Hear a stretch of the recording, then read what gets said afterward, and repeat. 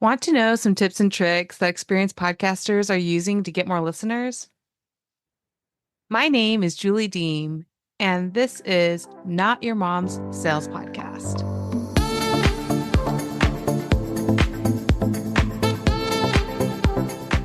Are you tired of spending hours producing a podcast only to see the same handful of listeners tuning in each week? Well, you're not alone. Podcasting takes work, and many podcasters struggle to build an audience that grows consistently over time. But the good news is, I'll be sharing some of the tips and most effective strategies that you can start using today to really start seeing that consistent growth for your show. One of the simplest things you can do to see your podcast show grow more organically is just to optimize your podcast for SEO. Search engine optimization is crucial for increasing your podcast visibility online. Optimizing your podcast means using relevant keywords in your title, description, and tags. It's also essential to include them in show notes, transcripts, and other links to your website in your podcast description.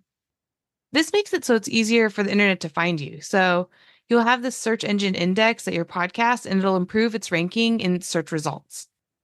I recommend all my clients have a dedicated blog page dedicated to their podcast, which is just essentially a subpage underneath their blog that is specifically dedicated to their podcast to increase SEO. And it could be very simple in terms of like just copying your current podcast episode description and pasting it into the website under the blog entry and then linking it to the other places where people can access that podcast. 2, you want to leverage social media. I know.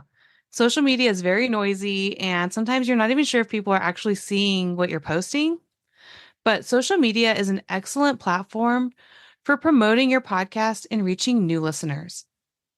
You can share your podcast on social media, including Twitter, Facebook, Instagram, and LinkedIn, by creating engaging posts that include snippets of your podcast, different quotes, and images that generate interest and attract your new listener.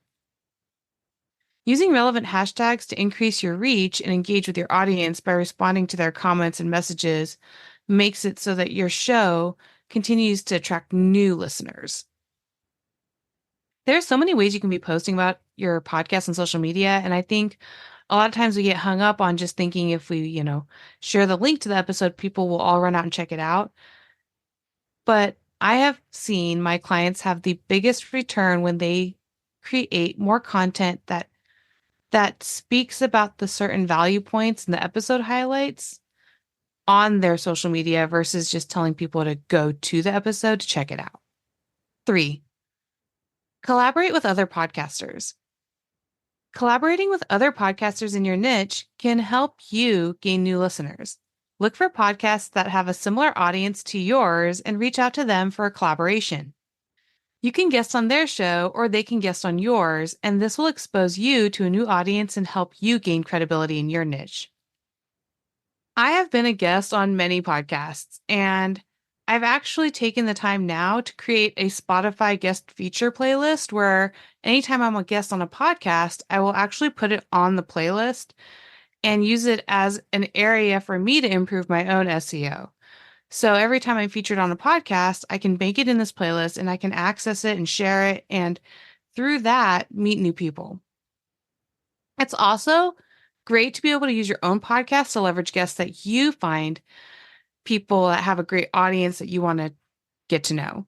So maybe you are somebody who has a coaching business right now, and your target market is, let's say, a woman who is a young mom. Okay. And you're thinking that you're solving this problem around balancing time and productivity and burnout. So you might be thinking, oh, well, I have to invite another coach on the podcast to actually collaborate and reach their audience. And that's not necessarily the case. You might find that you want to invite somebody who is an expert in, taking Montessori. I use Montessori because I had a guest recently who's all about Montessori. Shout out to Elisa. She was sharing, how Montessori is so good for all of us. And I think if you had an audience who was interested in learning about Montessori, not only would she be able to provide that value to your audience, but you would be reaching an audience of other young mothers that you didn't know you could reach in a different way. Collaborating with other podcasters is my favorite thing about the podcast industry. There are a lot of great networks online and a lot of great communities. I've really grown to love the Podfest community, and it's one that I've made a lot of great friendships in. So if you're looking for somewhere to start, look there.